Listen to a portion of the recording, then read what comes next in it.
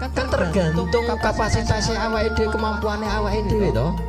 Dan itu adalah versi terbaik saking Gusti Allah sing dilimpahne tenggene tiap-tiap siji-sijine manusa.